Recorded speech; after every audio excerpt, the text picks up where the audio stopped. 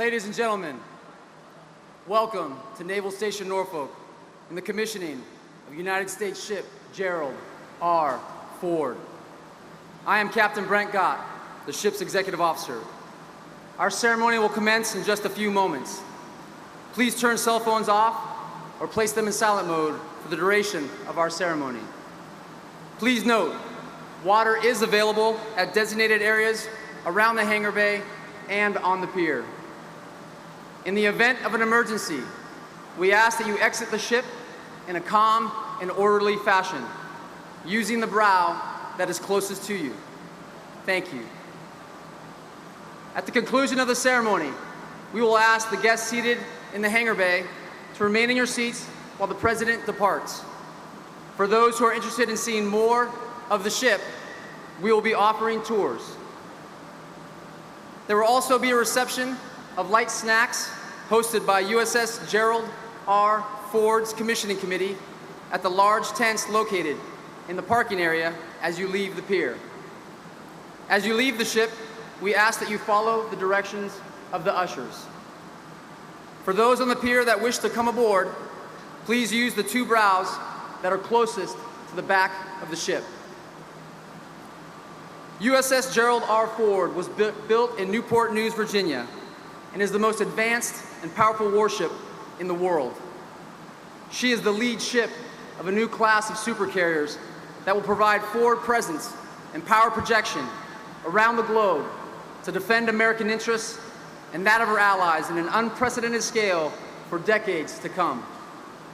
Her two nuclear reactors can carry her air wing anywhere around the globe for 25 years. 1,100 feet long, displacing 100,000 tons, this extraordinary ship brings 6 acres of sovereign American soil and 75 combat-ready aircraft to any troubled area in the world. As the next generation carrier, she brings to the fight significant new technology, improvements over the Nimitz-class carrier she replaces, including a SPY-3 phased array radar and electromagnetic aircraft launch system, which will replace the steam catapults. President Gerald R. Ford was born on July 14, 1913, in Omaha, Nebraska, and moved as an infant to Grand Rapids, Michigan. The future president excelled scholastically and athletically at South High School and achieved the rank of Eagle Scout, the only U.S. president to do so. He graduated from the University of Michigan, where he majored in economics and political science. He was an extremely gifted athlete and captain of the Michigan football team.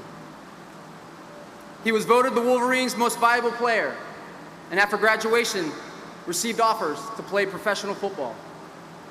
Instead, he chose the legal profession and graduated from Yale Law School in 1941. After the United States entered World War II, he received a commission as an ensign in 1942, eventually achieving the rank of lieutenant commander. He served aboard the light aircraft carrier, the USS Monterey, CVL-26, and took part in major operations in the South Pacific. Among them were battles for Truk, Saipan, Guam, Formosa, the Marianas, and the Philippines. Lieutenant Commander Ford was honorably discharged from active duty in 1946, having been awarded numerous campaign medals. After the war, he returned to Grand Rapids and resumed his law practice in a prestigious law firm. In October 1948, he married the former Betty Bloomer. For over half a century, their partnership flourished, enriched by their 4 children, Michael, John, Stephen, and Susan. Soon after their wedding, voters in Michigan's 5th Congressional District sent the Fords to Washington for the first of his 13 terms in the House of Representatives. The new congressman quickly established a reputation for unbending integrity and was promptly entrusted with growing responsibilities for national defense and foreign relations. In 1963, President Lyndon Johnson appointed him to serve on the Warren Commission that investigated the assassination of President John F. Kennedy. As President George H.W. Bush later concluded, quote, "The Warren Commission report will always have the definitive say on this tragic matter." Why? Because Jerry Ford put his name on it, and Jerry Ford's word was always good, unquote. By the early 1970s, Congressman Ford and Betty decided that they would return home for good. But history and the American people weren't ready to part with Gerald Ford. In December 1973, he was appointed as Vice President of the United States. And just 8 months later, on August 9th, 1974, Vice President Ford assumed the presidency amidst the gravest constitutional crisis since the Civil War. Upon taking the presidential oath, he spoke to the American people. Quote, "I am acutely aware that you have not elected me as your president by your ballots, so I ask that you confirm me as your president with your prayers," unquote. Not only did the new president confront widespread public disillusionment in the wake of the Watergate scandals and the Vietnam War, he also grappled with a devastating economic recession and mounting tensions around the globe. The president, who never sought the presidency, resolved that his time in office, however long or short, would be a time of healing. He promptly announced clemency terms for Vietnam-era draft evaders and pardoned his predecessor, an act that historians now recognize as one of the most courageous in U.S. history. The presidency of Gerald Ford is defined by his resolute integrity and unflinching adherence to the truth. As Vice President Dick Cheney observed, President Ford, quote, "restored trust and confidence in the presidency and the White House simply by the sheer force of his character," unquote. As President Jimmy Carter graciously acknowledged on January 20th, 1977, the gentleman from Michigan has healed the land. President Ford died on December 26, 2006, having concluded a lifetime of integrity at the helm, first instilled in him in Grand Rapids in a household more than 90 years before. Thank you for allowing each of us the privilege to serve our nation while proudly bearing the name Gerald R. Ford.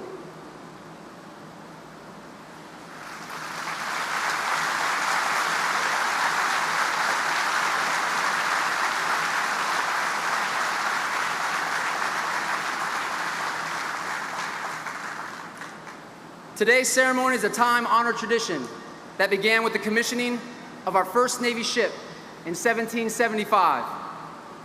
Since that time, thousands of ships have undergone the transition from silent hull to a fully alive warship.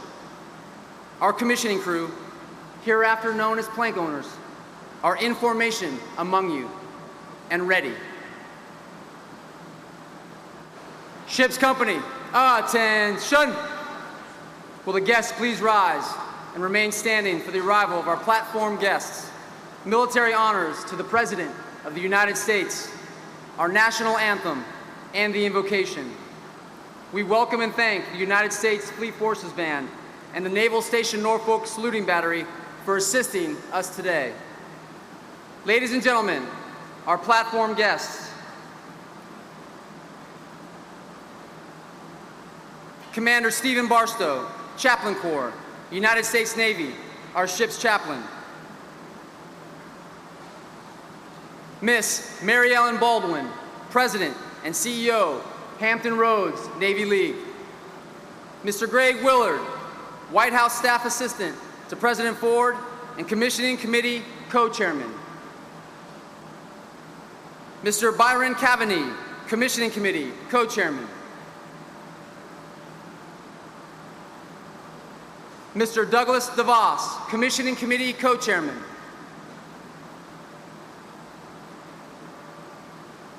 From Huntington Ingalls Shipbuilding, Mr. Matthew Mulheron, who most recently served as President of Newport News Shipbuilding. Rear Admiral Bruce Lindsay, United States Navy, Commander, Naval Air Forces, Atlantic. Rear Admiral Brian Antonio, United States Navy, Program Executive Officer, Aircraft Carriers. Vice Admiral Thomas Moore, United States Navy, Commander, Naval Sea Systems Command. Vice Admiral Michael Shoemaker, United States Navy, Commander, Naval Air Forces. Admiral Frank Caldwell, United States Navy, Director, Naval Nuclear Propulsion Program.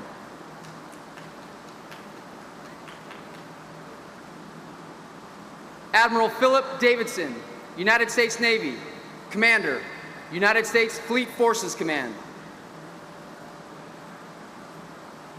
Admiral John Richardson, United States Navy, Chief of Naval Operations.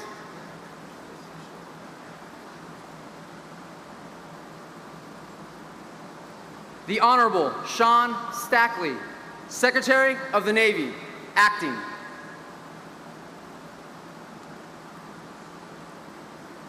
The Honorable Donald Rumsfeld, former Secretary of Defense.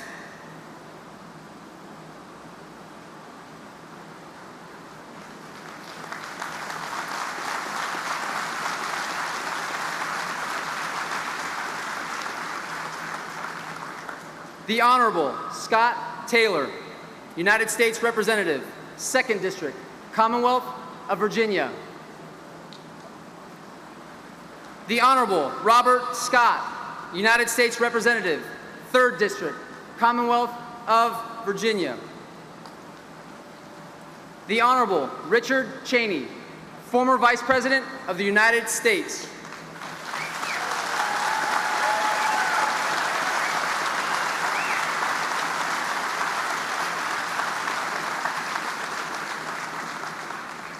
The Honorable Rick Schneider, Governor, State of Michigan.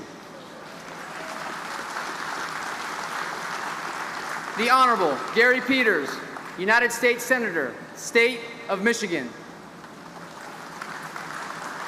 The Honorable Roger Wicker, United States Senator, State of Mississippi.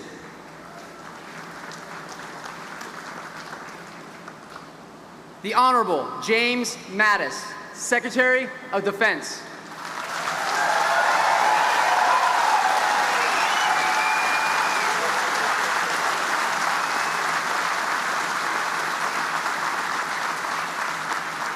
The Honorable Terry McAuliffe, Governor, Commonwealth of Virginia.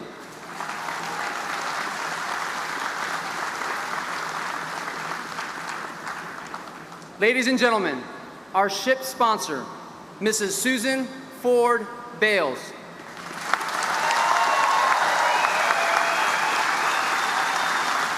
She is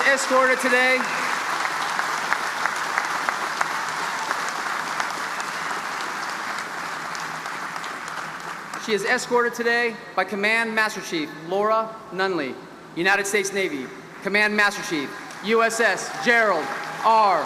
Ford.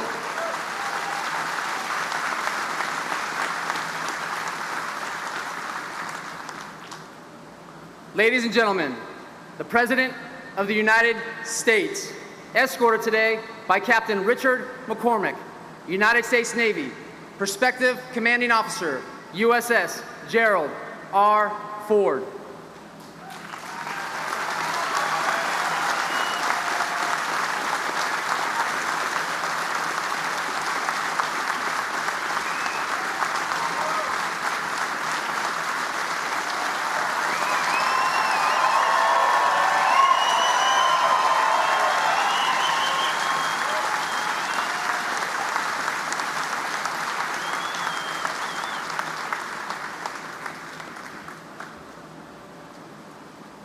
Ladies and gentlemen, honors to the President of the United States. Platform and salute.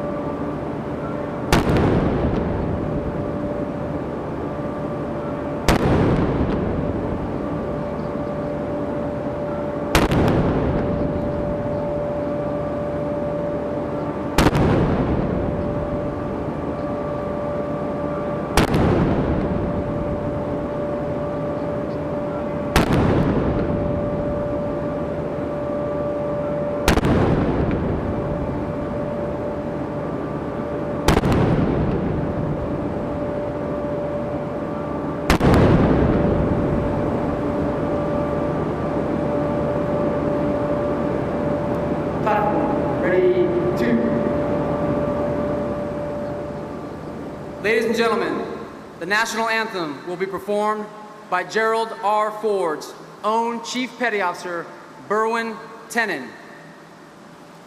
Advance the colors.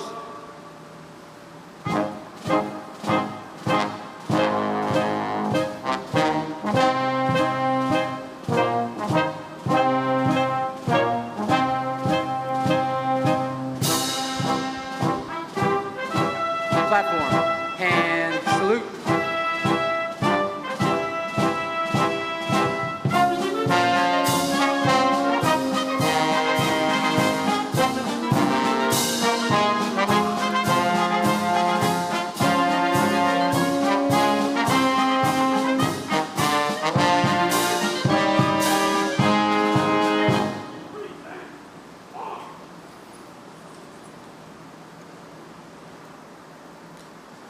Oh, say, can you see by the dawn's early lights what so proudly we hailed at the twilight's last gleaming,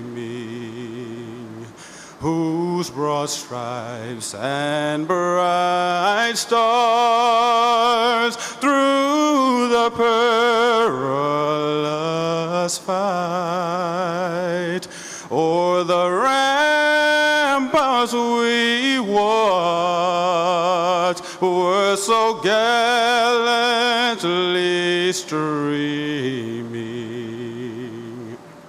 and the rockets red glare, the bombs bursting in air, gave proof through the night that our flag was still there. Oh, say does that star-spangled banner yet wave o'er the land of the free and the home of the brave?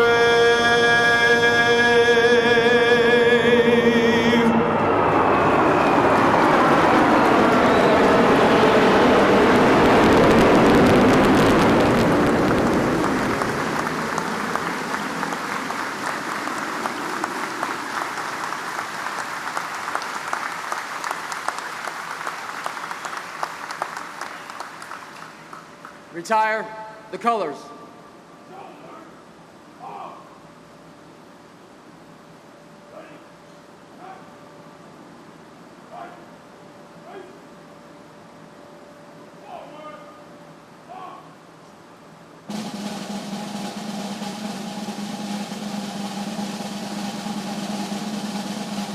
Platform. Ready, two.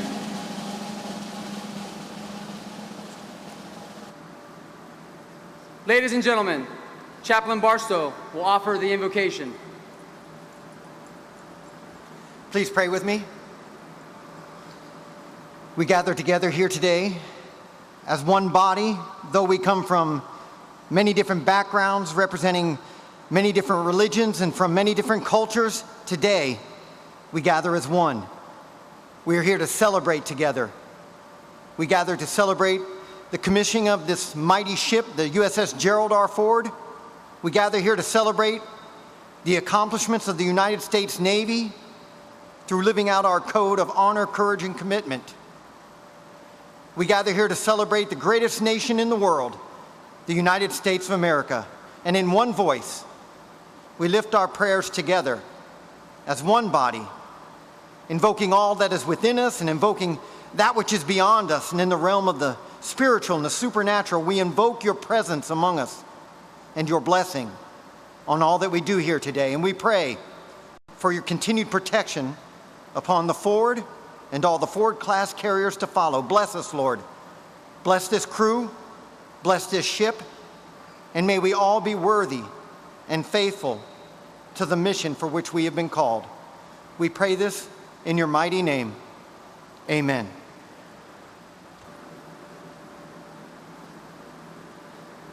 Will the guests please be seated? Ship's company, parade, rest.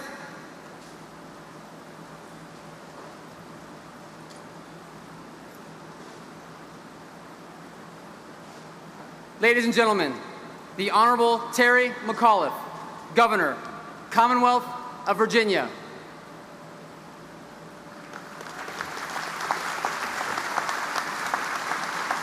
Well, good afternoon, everyone. First of all, Mr. President, to the Cabinet, to our fellow guests, Governor Snyder from Michigan, Susan Ford Bales, let me be very clear, Mr. President. I know you worry about 50 states, but let me tell you, you are here in the greatest state in the greatest nation on earth, the Commonwealth of Virginia. And we are great because of the 9,000 individuals who built this beautiful ship, the USS Gerald R. Ford. If we could give a round of applause for the 9,000 shipbuilders who made this possible today.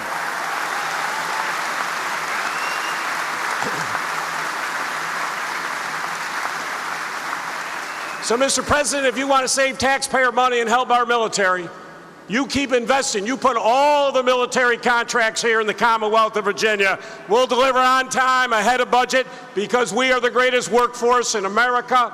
And I'm also proud the greatest active duty, 27 military installations, the largest naval base in the world.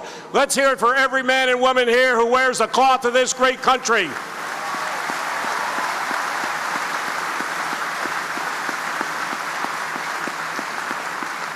And finally, to the state, the #1 state in America for veterans. We have more female veterans, more veterans under the age of 25, fastest growing veteran population in America. We love our veterans here in the Commonwealth of Virginia. Last year, the first state in America to be certified by the federal government to functionally end veteran homelessness, the Commonwealth of Virginia, folks. I could go on and on. We love our active duty. We love our veterans. I thank you for being here today. But what an honor, Susan, to have this ship named after your father.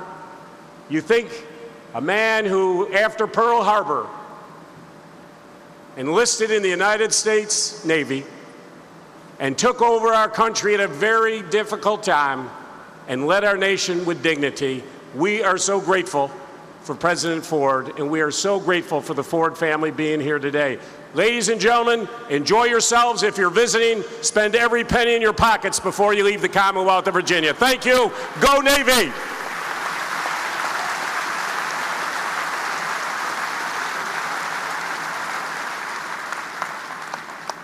Thank you, Governor McAuliffe. Ladies and gentlemen, Mr. Matthew Mulheron, former president, Newport News Shipbuilding.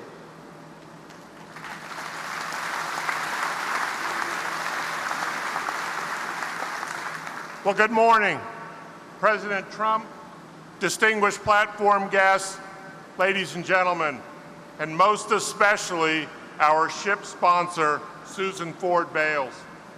I always start my speeches by saying how privileged I am to be here representing the women and men of Newport News Shipbuilding.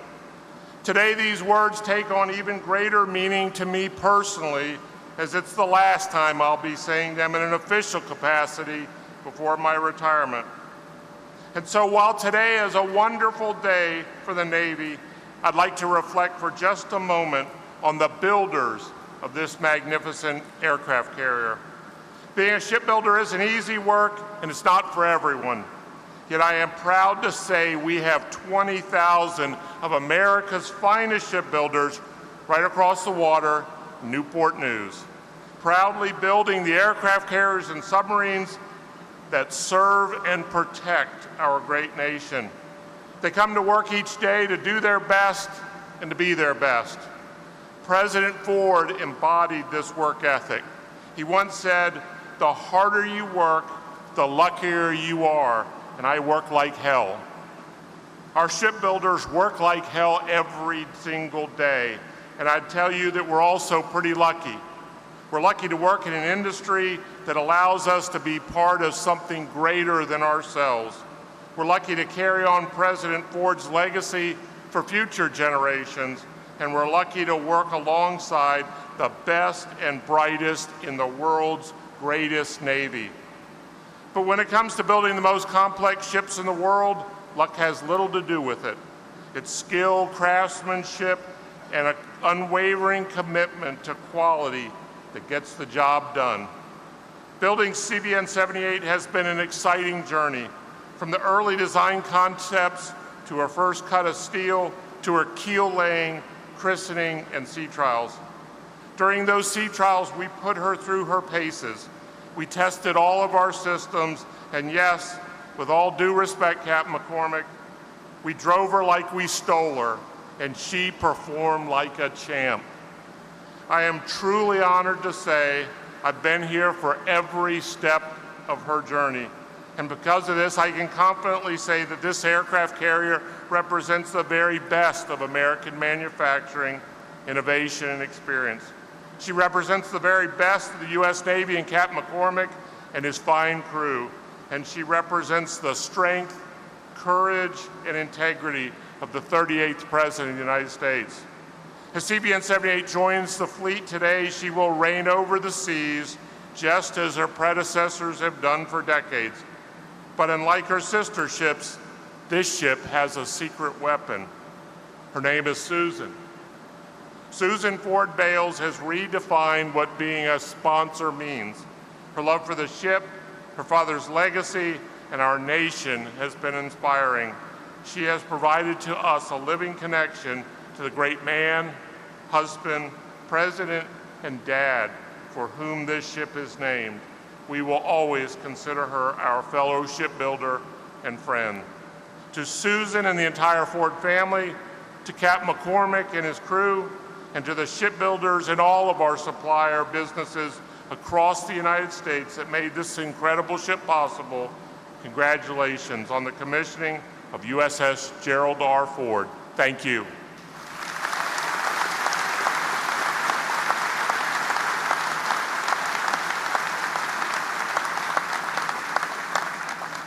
Thank you, Mr. Mulheron. Admiral John Richardson, United States Navy, Chief of Naval Operations. Thank you, XO.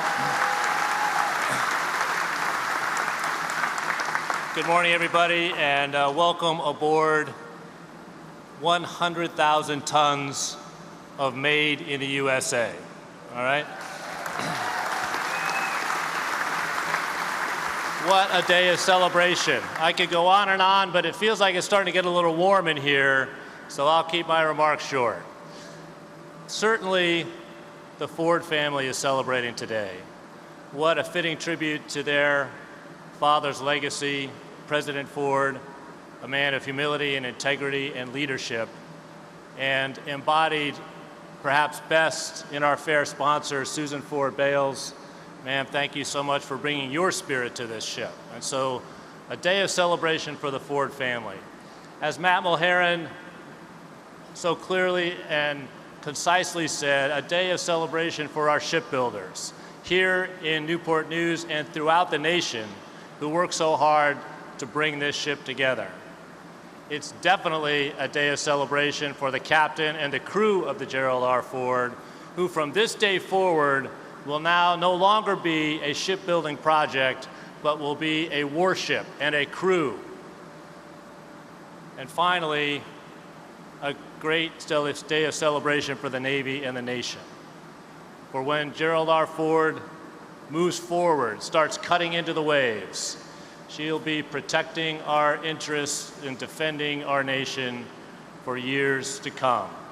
To give you a sense of what we're talking about here, the last person to command the Gerald R. Ford has not even been born yet. That's how long this ship will be around.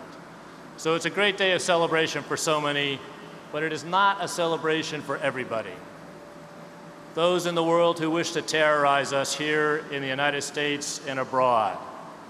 Those who wish to challenge our shores, planning for attacks, those who may challenge our prosperity and our trade, those who challenge our values. This is not a day of celebration. For them, this is their worst nightmare, and they will lie awake at night, fearing that they may one day come and appear on the target list of the USS Gerald R. Ford.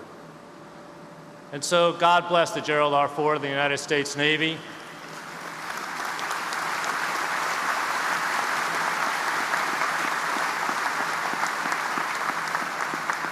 God bless the Ford and the Navy, a comfort to our nation and her allies, and a nightmare to our enemies. Thank you very much.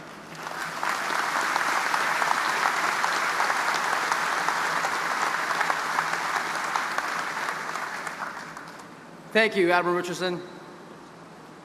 Ladies and gentlemen, the Honorable Sean Stackley, Secretary of the Navy, acting.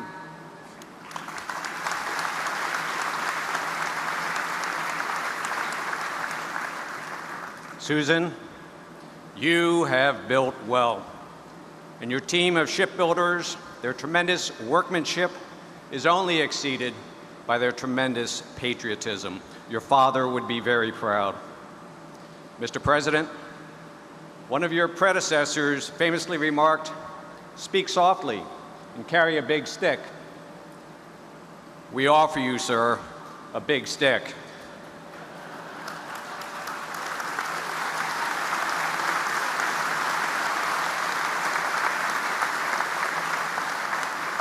So many distinguished guests, officers, and crew who proudly call yourselves the Gerald R. Ford. History will remember him as the man who, when the great constitutional crisis of the last century gripped our nation, would be chosen by Congress to lead our nation.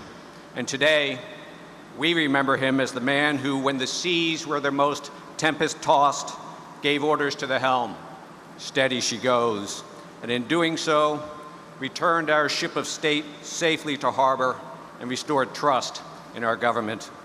And as we consider this ship, his ship, which will serve our country throughout much of this next century, in our Navy, we take pride knowing that long before he became our Commander-in-Chief, before he rose through the ranks of our Congress, he served in our Navy.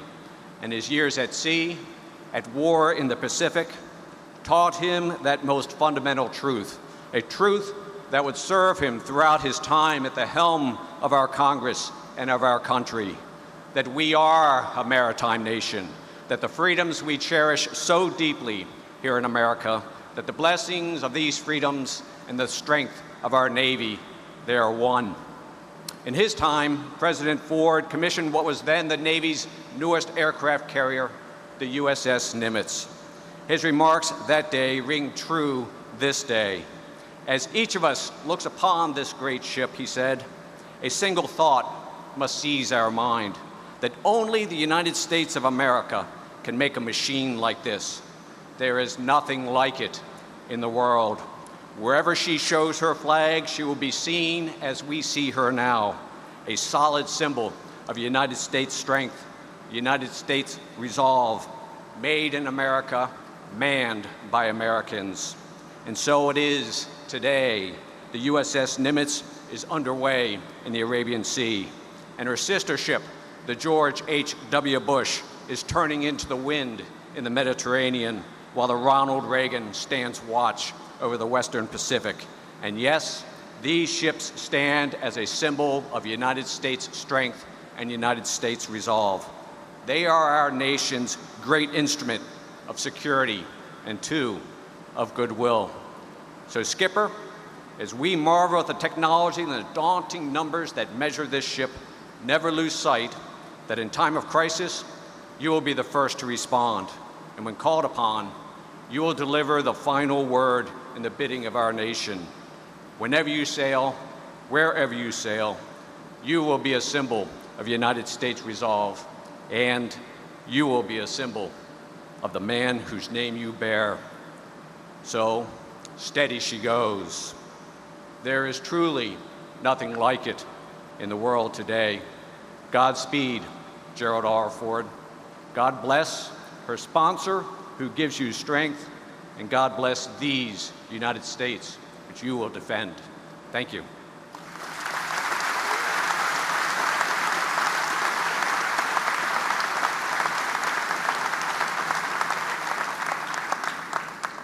Thank you, Secretary Stackley.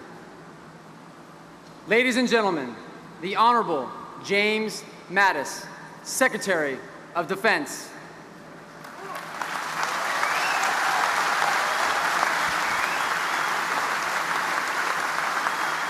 Well, President Trump, ladies and gentlemen, today a magnificent warship joins the best Navy in the world.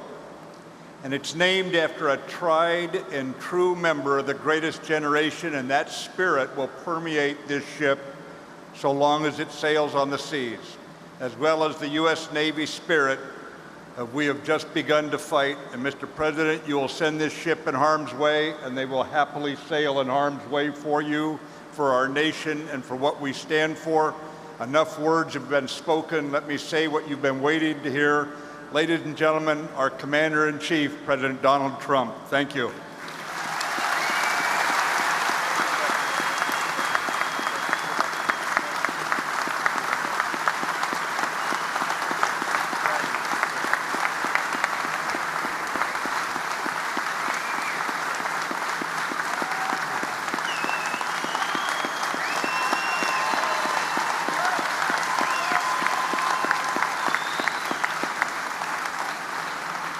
Thank you very much, Secretary Mattis, for that wonderful introduction and for your devoted service to our nation. Nobody's done it like you. I'm thrilled to be back on this magnificent ship for this historic moment with the amazing men and women of the United States Navy.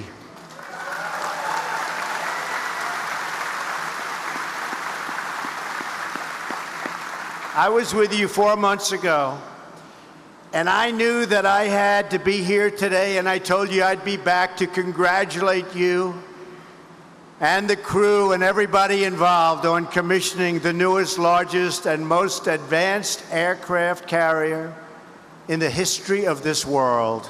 That's a big achievement.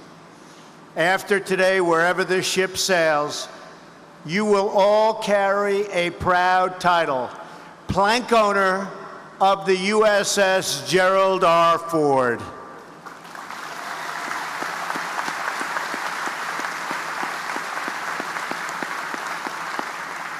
For the rest of your lives, you'll be able to tell your friends and family that you served on the greatest ship in the United States Navy, and in my opinion, on the greatest ship anywhere in the world. Everyone should take a moment to celebrate this incredible achievement. I want to thank the many public servants who have joined us here today: Treasury Secretary Mnuchin, Governor Snyder, Governor McAuliffe, Senator Wicker, and members of Congress, Secretary Stackley, Admiral Richardson, senior military leaders, and of course, the great Captain McCormick.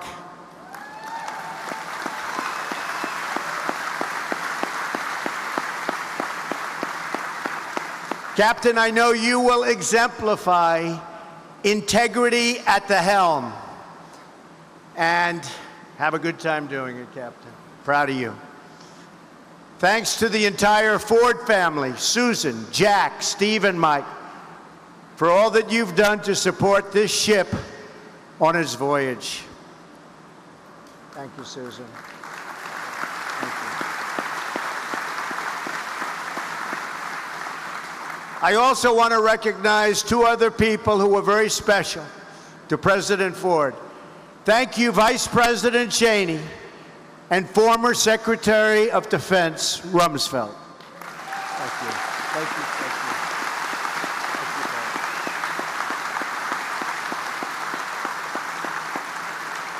you. They look great. They look great. As we put this stunning ship into the service of our nation, we must also pay tribute to the thousands of citizens military and civilian, who helped design and build her.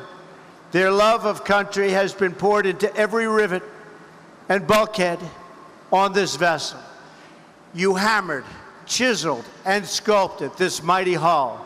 You were there when the first steel was cut, when the turbines first roared to life, and when those beautiful bronze propellers first began to spin, and spin they did. And now you are here to witness the moment when your incredible work of art becomes the pride of the United States Navy and a symbol of American power and prestige, no matter where in the world you go. American steel and American hands have constructed a 100,000-ton message to the world.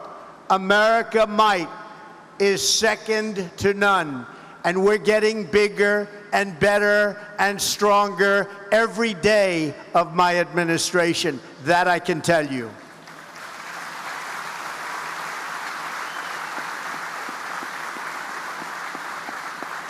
Wherever this vessel cuts through the horizon, our allies will rest easy, and our enemies will shake with fear, because everyone will know that America is coming, and America is coming strong.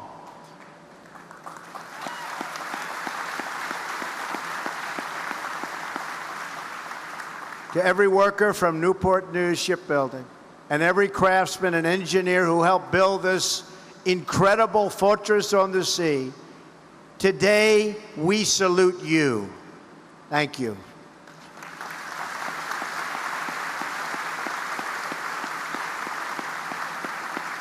Your skill and your grit build the instruments of war that preserve peace. This ship is the deterrent that keeps us from having to fight in the first place. But this ship also ensures that if a fight does come, it will always end the same way. We will win, win, win. We will never lose. We will win.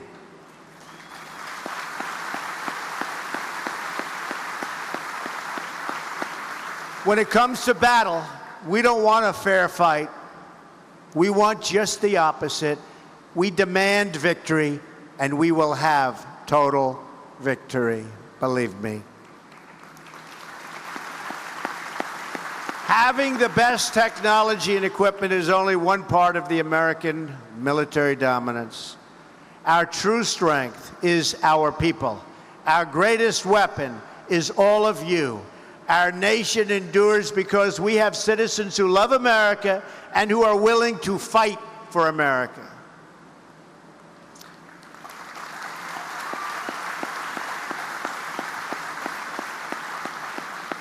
We are so very blessed with warriors who are willing to serve America in the greatest fighting force in history, the United States military.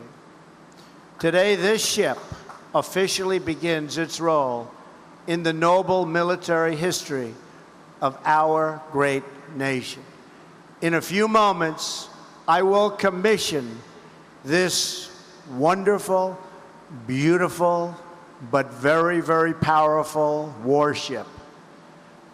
Captain McCormick will assume command. He will set the first watch, and then the crew of the Gerald R. Ford will man the ship and bring her to life.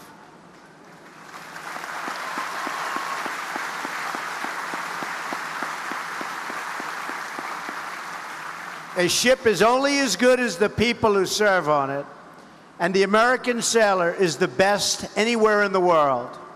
Among you are great welders, radar technicians, machine operators, and pilots. You take pride in your work, and America takes pride in you. We love you. We are proud of you. Thank you.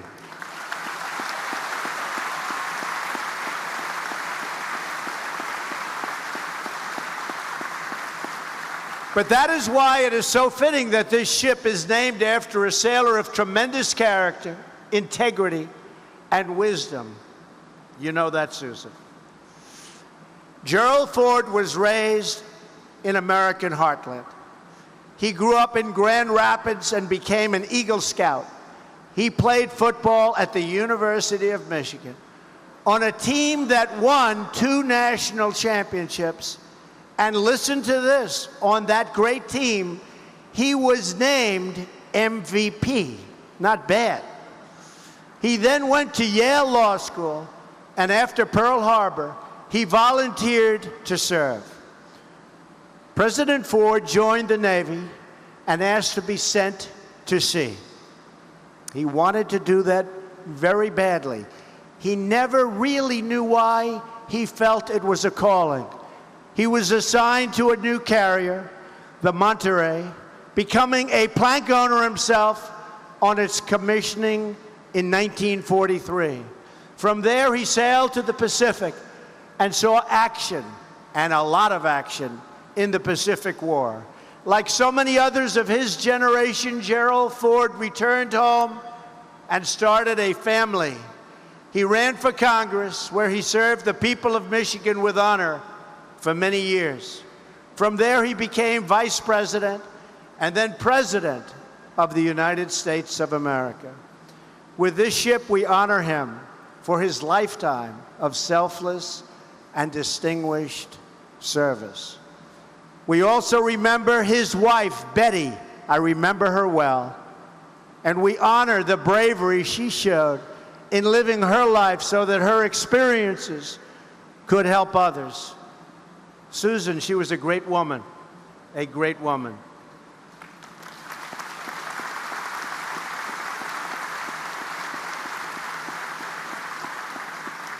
Gerald Ford said that his time in the Navy convinced him that our lack of military preparation before World War II had only encouraged our enemies to fight harder and harder and harder. He learned a lot. In the future, Ford said, I felt the United States had to be strong. Never again could we allow our military to be anything but the absolute best. If he could see this ship today, President Gerald Ford would see his vision brought to life, and he would see his legacy of service being carried on by each and every one of you.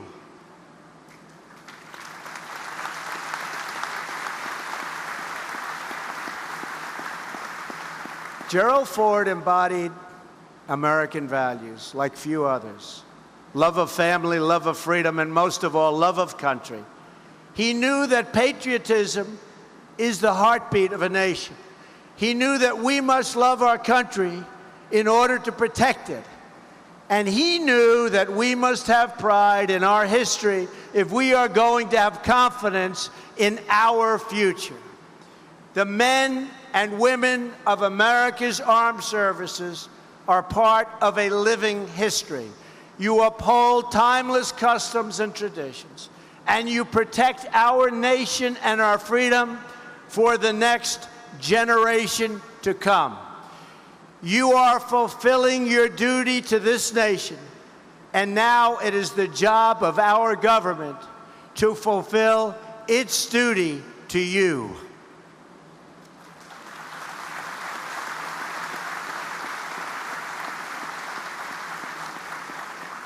For years, our government has subjected the military to unpredictable funding and a devastating defense sequester. You remember that? Sequester, not good. This has led to deferred maintenance, a lack of investment in new equipment and technology, and a shortfall in military readiness. In other words, it's been a very, very bad period of time for our military. That is why we reached a deal to secure an additional $20 billion for defense this year, and it's going up, and why I asked Congress for another $54 billion for next year. Now we need Congress to do its job and pass the budget that provides for higher, stable, and predictable funding levels for our military needs that our fighting men and women deserve, and you will get. Believe me, President Trump, I will tell you, you will get it. Don't worry about it. But I don't mind getting a little hand, so call that congressman and call that senator and make sure you get it.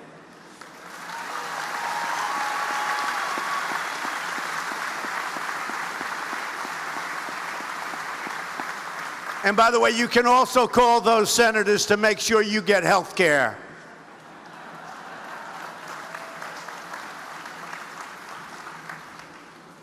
We must end the defense sequester once and for all.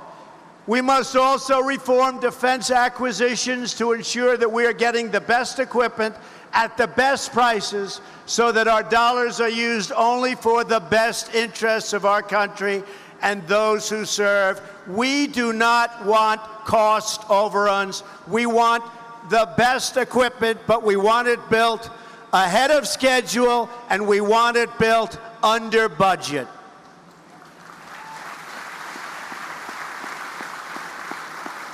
This is the very least we can do for the patriots who have volunteered to give their sweat, their blood, and if they must, their very lives for our great nation. The commissioning of this new American carrier marks the renewal of our commitment to a future of American greatness. Greater than ever before. Remember that, greater than ever before. Just moments from now, the captain will set the first watch on the USS Gerald R. Ford. And with God's grace, a watch will stand until the day she is decommissioned 50 years or more from now. Most of you who will man the ship today are just about 20 years old. Together, you are embarking on a truly great adventure. The journey will require all of your talents, all of your efforts, and all of your heart. As you know, the sea holds many challenges and threats. But starting today, you will face, together, as a team, aboard this ship, which is your responsibility and your home. 3 generations of Americans will eventually man these decks. Perhaps even some of your own children and grandchildren someday. You will inspire many more American patriots to follow your lead and to serve. And one day, when you are old and have lived a long and hopefully happy and successful life, you may find yourselves back aboard this ship, surrounded by your family, to mark its decommissioning.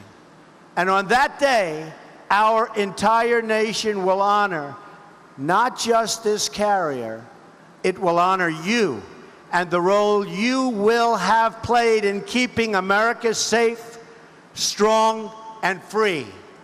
To every patriot who will serve on this ship today and throughout history, I say this: keep the watch, protect her, defend her, and love her.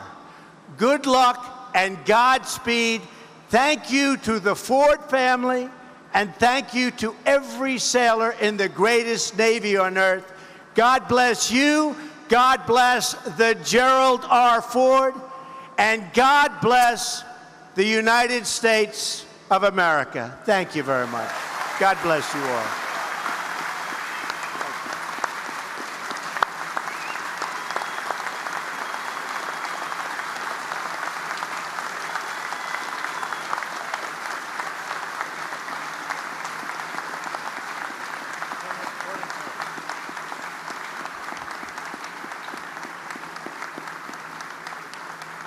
Thank you, Mr. President, and I would be honored if you would place Gerald R. Ford in commission.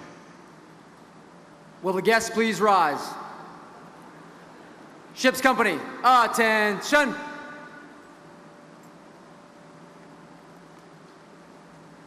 I hereby place United States ship Gerald R. Ford in commission. May God bless and guide this warship and all who shall sail in her. God bless you. Thank you.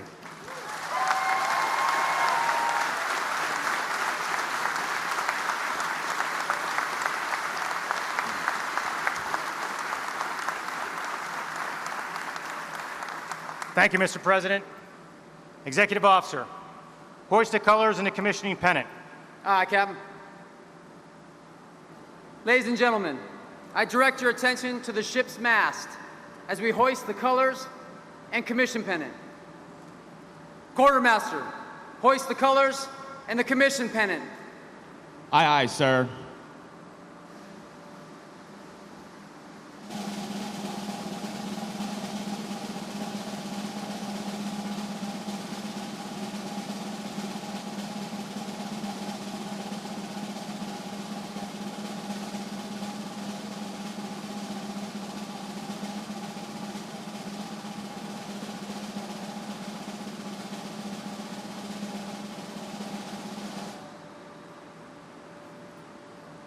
Will the guests please be seated? Captain, the colors and the commission pennant are flying over United States ship Gerald R. Ford. Very well. I will now read my orders. From Commander Naval Military Personnel Command to Captain Richard McCormick, United States Navy. Subject, View PERS Order 1990 of 06 January 2016. When directed by Reporting Senior, detach in January 2015 from present duty and report to Pre-Commissioning Unit Gerald R. Ford, CVN 78, as Commissioning Officer. Upon commissioning of USS Gerald R. Ford, report for duty as Commanding Officer. Admiral Richardson, United States ship Gerald R. Ford is in commission and I am in command.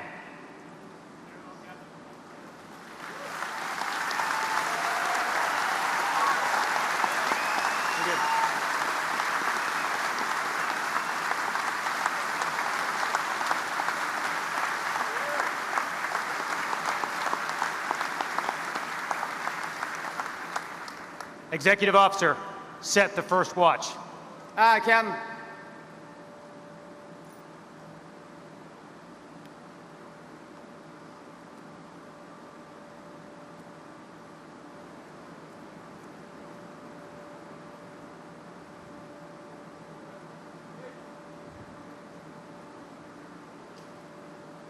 Officer of the deck, set the watch. Aye, aye, sir. The officer of the deck is the commanding officer's direct representative, and while on watch, is responsible for the safe operation of the ship and crew.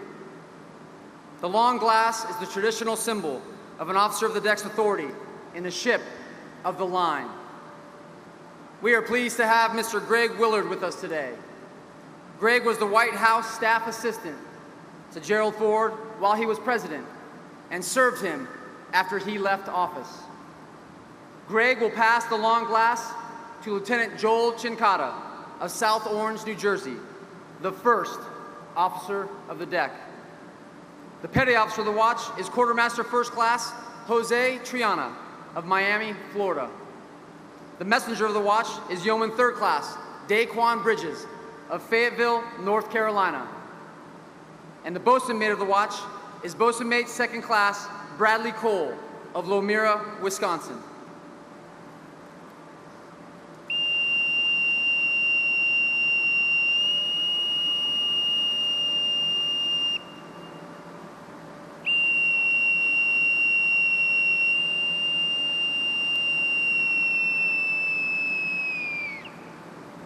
Set the watch. On deck, Section 1. Sir, the watch is set.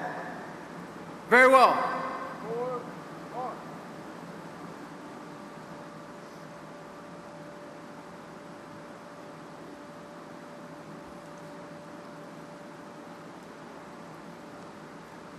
Captain, the watch is set.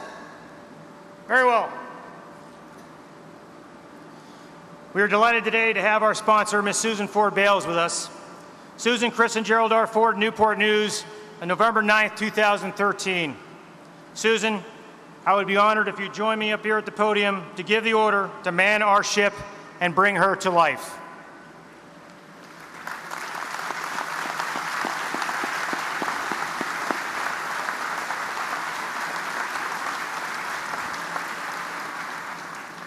Mr. President, ladies and gentlemen, in the twilight of his life, Dad learned of the decision to name CVN 78 to be the USS Gerald R. Ford.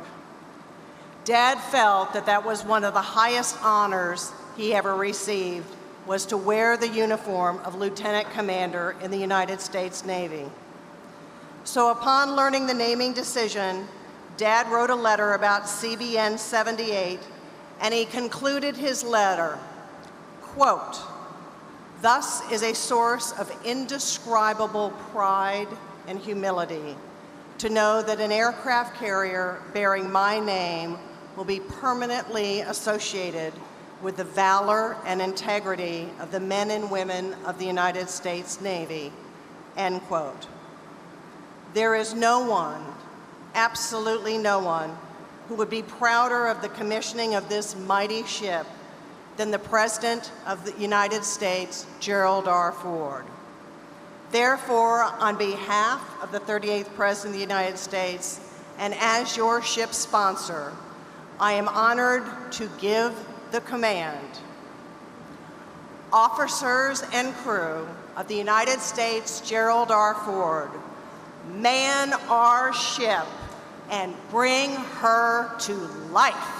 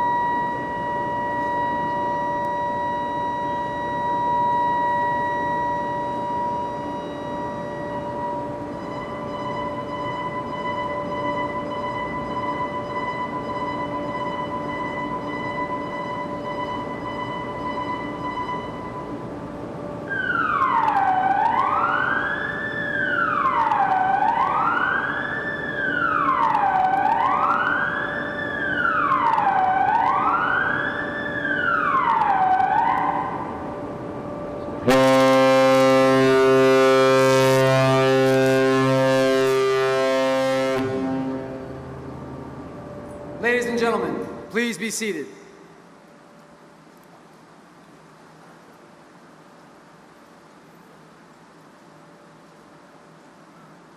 Ladies and gentlemen, USS Gerald R. Ford salutes you. We are proud to serve in your great Navy. Ready, two.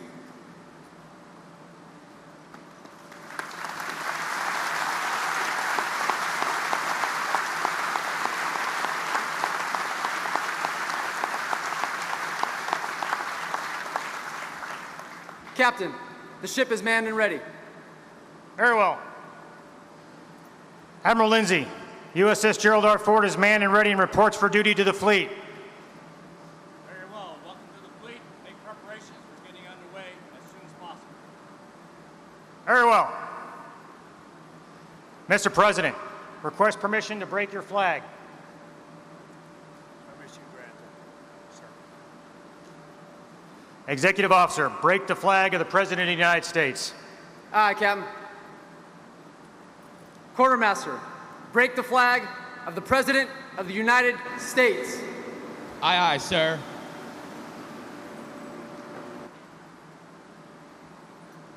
Captain, the flag of the President is flying over United States ship Gerald R. Ford.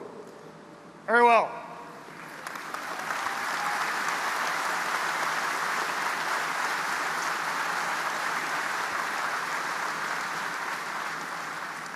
Ladies and gentlemen, Captain Richard McCormick, United States Navy, Commanding Officer, USS Gerald R. Ford.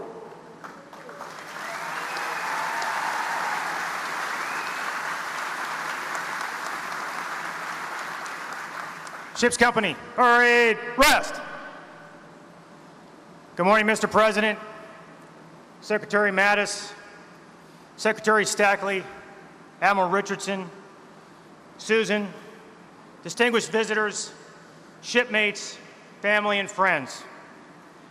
Welcome, and thank you all for being here and braving the heat as we come together to celebrate this transition of this warship from a pre-commissioning unit to a capital asset. The experience of the Gerald R. Ford commissioning is best described like this. As each of us looks upon this great ship, a single thought must seize our minds.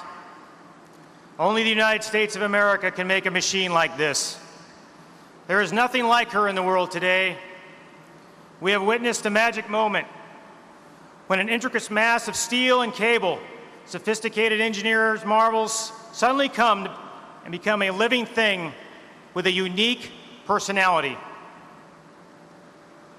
These words were spoken over 42 years ago by then President Gerald R. Ford as he delivered his keynote address at the commissioning ceremony for USS Nimitz.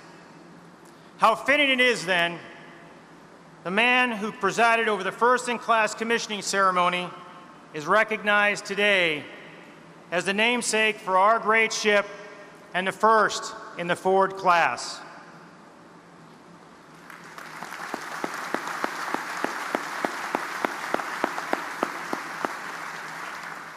Much has been said about the first-in-class technology aboard Ford, technology that, like Nimitz in 1975, exists nowhere else.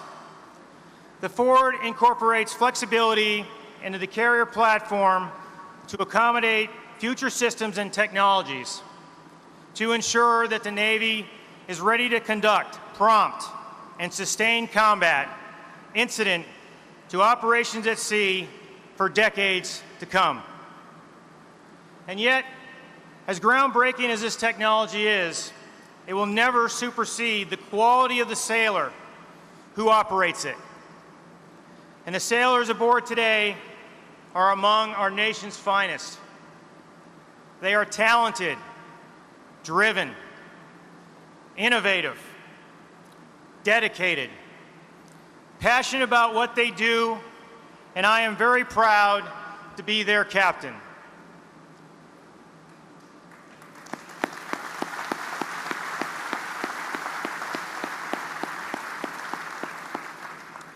James D. Horn Fisher, author of the book The Last Stand of the Tin Can Sailors, said it best: "A fighting force cannot be reduced to its order of battle any more than a ship's value can be reduced to to the number of guns she carries or the shaft horsepower her turbines can generate.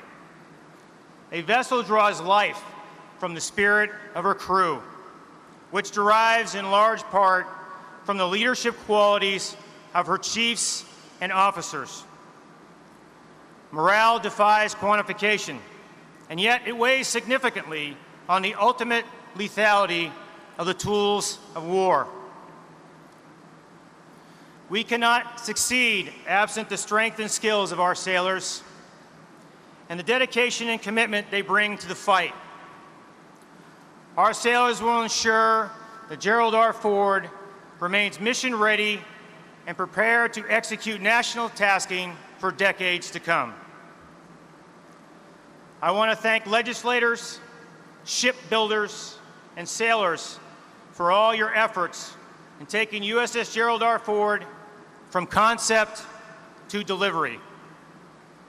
And last, but certainly not least, I would like to express my gratitude to the families of our servicemen and women who supported their loved ones as we worked hard to prepare this ship for sea. Your devotion and sacrifice cannot be understated, and I want to thank you personally for all your support.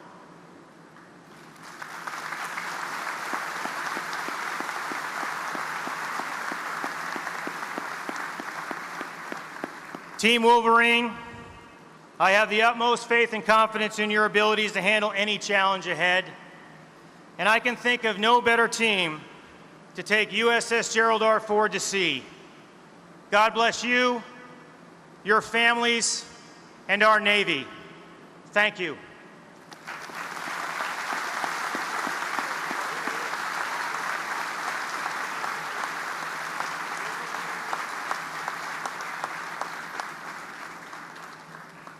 Ship's company, attention! Will the guests please rise? Chaplain Barstow will now lead us in the benediction.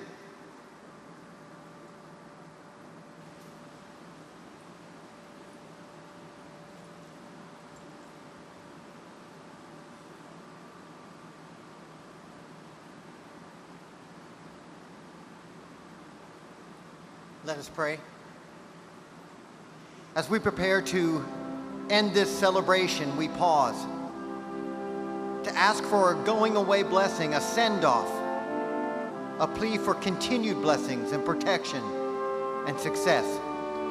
So we ask, may our efforts to reach this point and beyond continue to be rewarded. May we experience protection and safety for this crew and all the sailors who will follow us.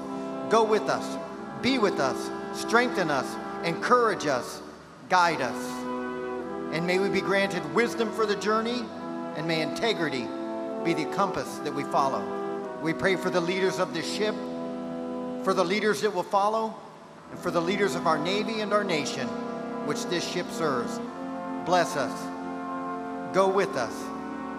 Be with us. In your mighty name we pray. Amen.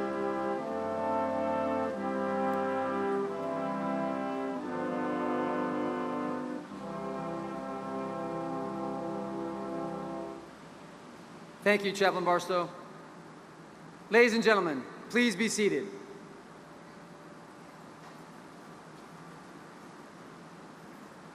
Please remain seated until the President and the official party have departed the ceremony.